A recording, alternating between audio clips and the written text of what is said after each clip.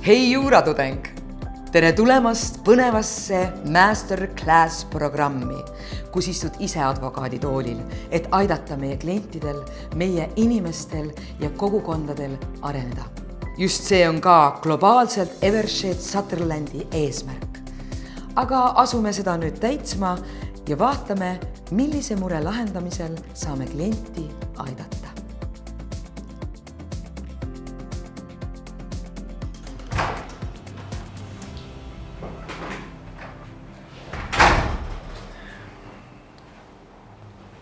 Tere hommikust! Kuidas saan abiks olla? Teate, mul on üks imeline ettevõte, Neuronexa Solutions, mis tegeleb siis masinõppivate ja loovate tehisintellektide arendamisega. See on üks tõeliselt globaalne AI-tehnoloogiate lipulaev. Etalon, isegi visionäär. Ühesõnaga ultra top notch kogu maailmas. Ma näen siin tohutut potentsiaali, et kasutada minu ettevõttes arendatud AI-programmi uute kasulike, kui mitte öelda isegi hädavajalike leiutiste loomiseks. Rääkige lähemalt. Teate, minu salajane loominguline AI-programm on välja mõelnud täiesti uue leiutise.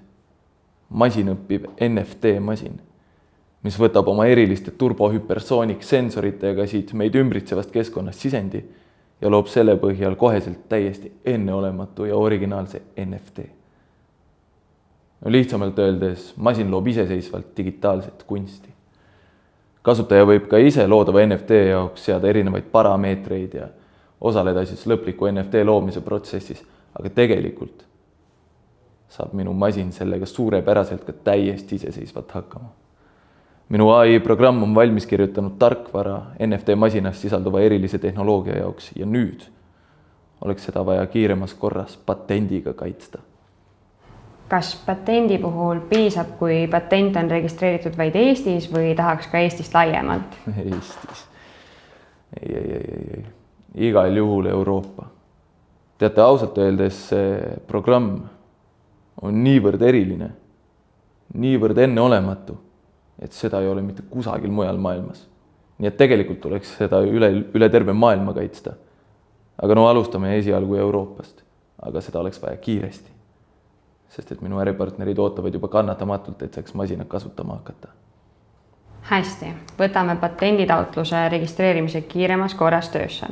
Kas lisaks patendile on veel midagi, millega aidata saame?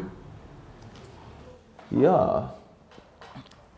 Tegelikult tekkis küll paar küsimust, et kuidas selle masina abil loodud NFT-sid siis kommertsialiseerida. Ja siis ma tahaksin teada, ja minu äripartnerid loomulikult ka, et kas need masina abil loodud NFT-d on kaitstud autoriõigustega. Ja kui, siis kellele need õigused kuuluvad? Saame ka nende küsimustega aidata. Suurepärane. Üks asi veel.